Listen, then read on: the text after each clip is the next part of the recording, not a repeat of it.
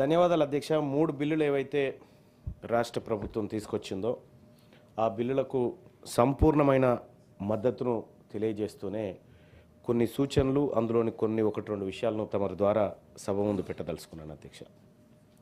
హైడ్రా విషయంలో హైడ్రా వచ్చినటువంటి సందర్భంలో సోదరులు చాలామంది ఆ హైడ్రా పుట్టుకను కూడా చాలామంది అవసరాన్ని కూడా గుర్తిస్తూ చెప్పడం జరిగింది.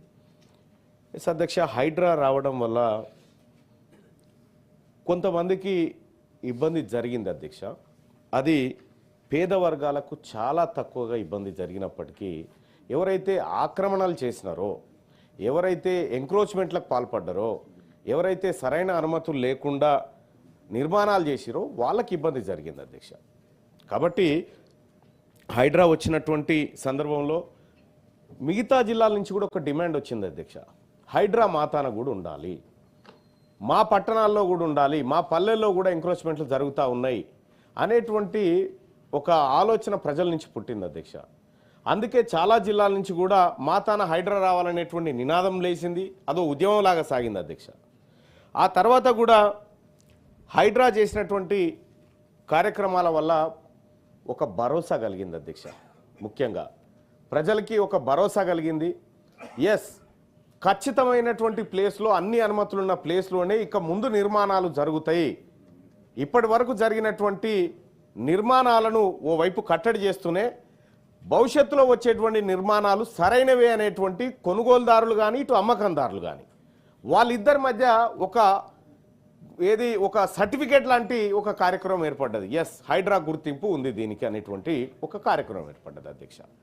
సో ఆ రకంగా హైడ్రాను తీసుకొచ్చినటువంటి సందర్భంలో ముఖ్యమంత్రి గారికి అలాగే రాష్ట్ర ప్రభుత్వానికి ఒక మంచి పేరు వచ్చింది అధ్యక్ష. కానీ కొంతమంది నాయకులు హైడ్రాని ఏదో బూచిగా చూపించి, హైడ్రా అంటే అదేదో యమధర్మరాజు పంపినటువంటి సంస్థ లెక్క, హైడ్రా అంటే ఇది పేద వర్గాల మాన ప్రాణాలు తీసుకుపోతున్న సంస్థ లెక్క చిత్రీకరించే ప్రయత్నం చేసిరు అధ్యక్ష. దాన్ని ఖండిస్తా ఉన్నాం అధ్యక్ష. హైడ్రా పేద ప్రజలను అలాగే ఈ తెలంగాణ అస్తిత్వాన్ని, ముఖ్యంగా హైదరాబాద్ ప్రాంతంలో ఉన్నటువంటి వనరుల సంరక్షణ కోసం ఏర్పడినటువంటి సంస్థగా దాన్ని చూడాల్సి ఉంటుంది అధ్యక్ష. హైడ్రా విషయంలో అదొకటి జరిగింది అధ్యక్ష. ఇక రెండోది, శివారు గ్రామాలు ఏవైతే ఓఆర్ఆర్ లోపల ఉన్నటువంటి గ్రామాలు ఏవైతే ఉన్నాయో వాటి విలీనం అనేది దాదాపు ఒక 51 గ్రామ పంచాయతీలను అందుబాటులో, అంటే పక్కనే ఉన్నటువంటి మున్సిపాలిటీలో విలీనం చేయాలనేటువంటి ప్రతిపాదన ఒకటి రాష్ట్ర ప్రభుత్వం తీసుకొచ్చింది.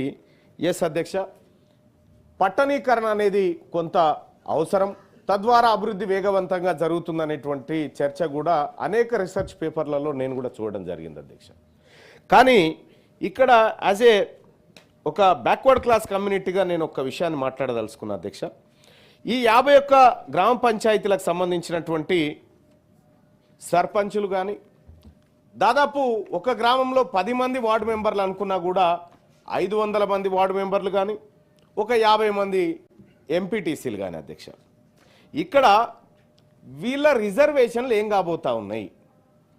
ఇప్పుడు మున్సిపల్లో ఒక వార్డు కౌన్సిలర్ కావాలంటే జనాభా పరిధి ఎక్కువ ఉంటుంది అధ్యక్ష. 2000 మంది 3000 మంది తోటి ఒక వార్డు ఉంటుంది అధ్యక్ష.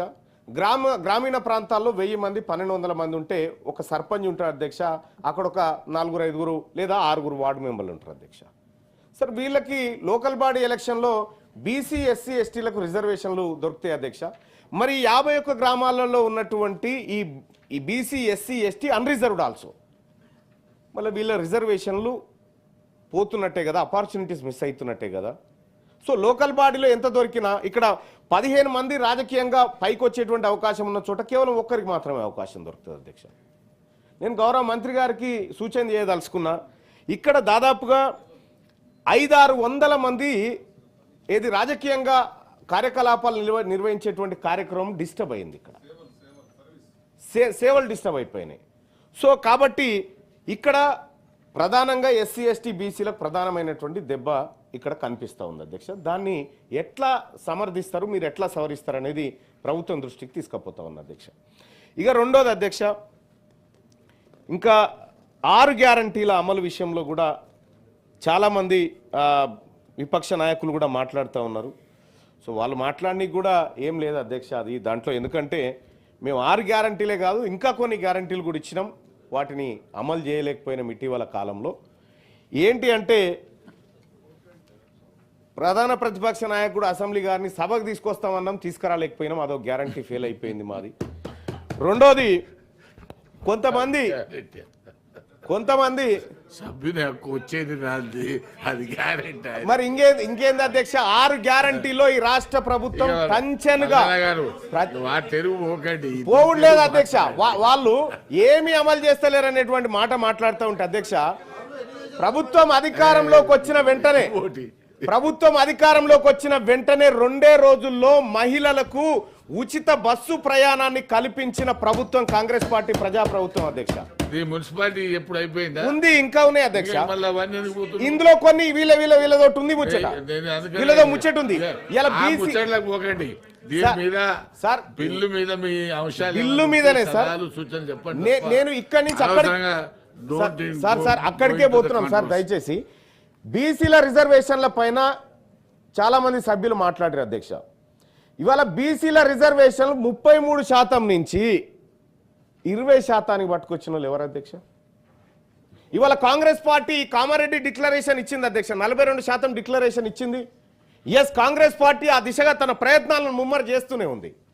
కానీ ఇవాళ బీసీలకు ఉన్నటువంటి స్థానిక సంస్థలు ఉన్న 33% రిజర్వేషన్ని 20%కు దిగువకు తీసుకొచ్చినటువంటి గత 10 సంవత్సరాల్లో వాళ్ళు చేసినటువంటి ఆ పాపం ఏదైతే ఉందో ఆ పాపానికి పరిహారంగా బీసీల క్షమాపణ చెప్పాల్సినటువంటి అవసరం ఉంది వాళ్ళు.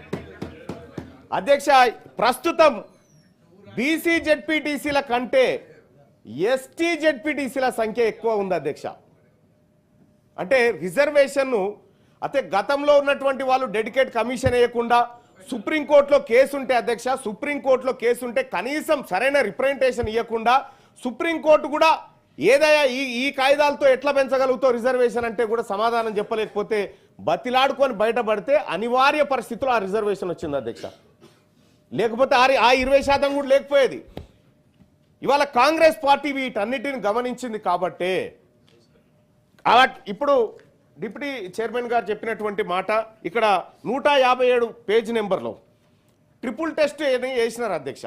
ట్రిపుల్ టెస్ట్కు లోబడి మాత్రమే రిజర్వేషన్లు ఉండాలనేది మనకు ఏది సుప్రీంకోర్టు చెప్పినటువంటి మాట. ఒక ఎస్, అందుకే తగ్గింది, అందుకోసమే మాకు వర్తిస్తే మేము తీసుకుంటాం కానీ మీకు వర్తించని దాంట్లోకి మీరు రాకండి. రెండో విషయం ఏంటంటే అధ్యక్ష, ఇక్కడ క్లియర్గా కాంగ్రెస్ పార్టీ తన మేనిఫెస్టోలో మా నాయకుడు రాహుల్ గాంధీ గారు కానీ లేకపోతే మేము మా మేనిఫెస్టోలో ఇచ్చినటువంటి మేనిఫెస్టో కమిటీ చైర్మన్ గారు ఇక్కడే ఉన్నారు మా దాంట్లో, ఇక్కడ క్లియర్గా మా జాతీయ ఎజెండా ఈ 50% స్లాబ్ను ఎత్తేయాలనేటువంటి క్లియర్ ఎజెండా కాంగ్రెస్ పార్టీకి ఉంది అధ్యక్ష. నిన్న మొన్న రాహుల్ గాంధీ గారు కూడా ఆ మాట చెప్పారు అధ్యక్ష.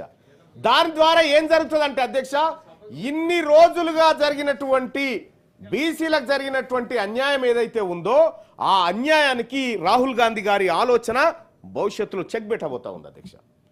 వాటిని ఖచ్చితంగా ఎట్లా ఇంప్లిమెంట్ చేయొచ్చు, ఎలా ప్రాక్టీస్ చేయొచ్చు అనేటువంటి అంశంతో ఇవాళ కాంగ్రెస్ పార్టీ తెలంగాణ రాష్ట్రంలో కులగణన ప్రతి కులాన్ని తలను లెక్కబెడుతూ ఇవాళ ఈ ప్రజలకు ఒక భరోసానిచ్చి భారతదేశానికి ఒక దిక్సూచిగా మారింది గౌరవ ముఖ్యమంత్రి రేవంత్ రెడ్డి గారి నేతృత్వంలో, ఇక్కడ ఉన్నటువంటి మా నాయకుల నేతృత్వంలో అధ్యక్ష.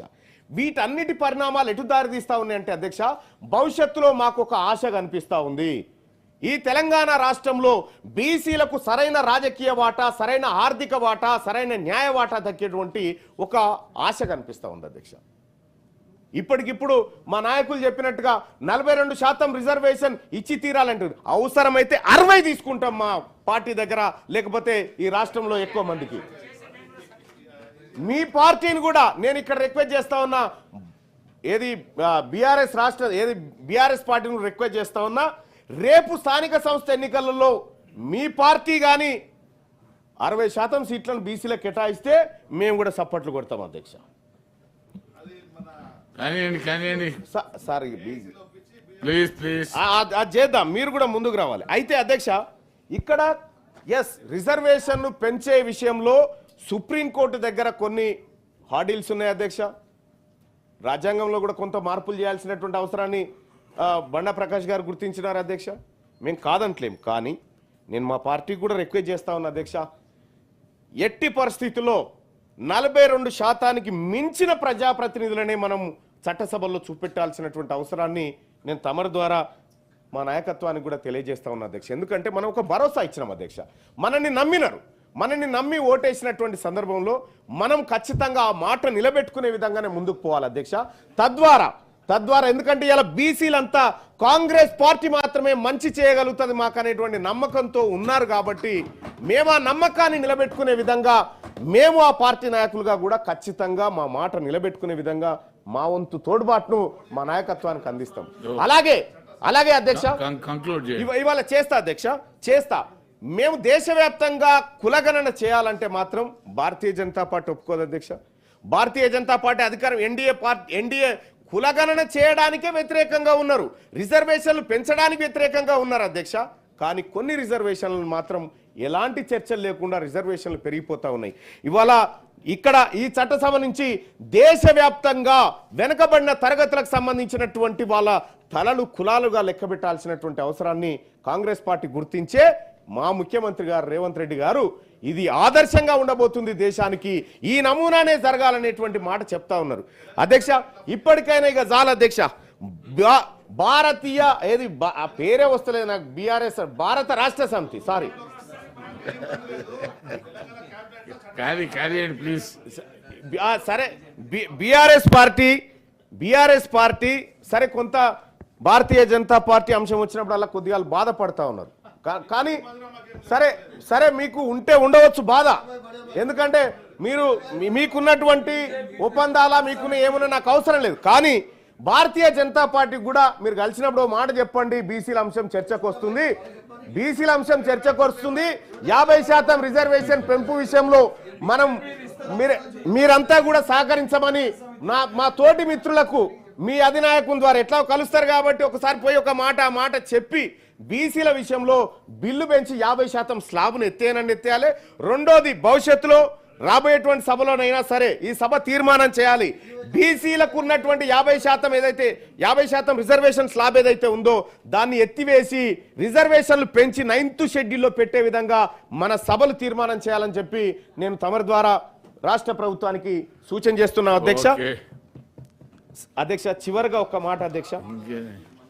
చివరిగా ఒక మాట, ఈ విలీనమైనటువంటి గ్రామ పంచాయతీలో పెద్దలు కూడా చాలా మంది చెప్పినారు అధ్యక్ష, ఉపాధి కోల్పోతున్నారు అనేటువంటి మాట చెప్తా ఉన్నారు అధ్యక్ష.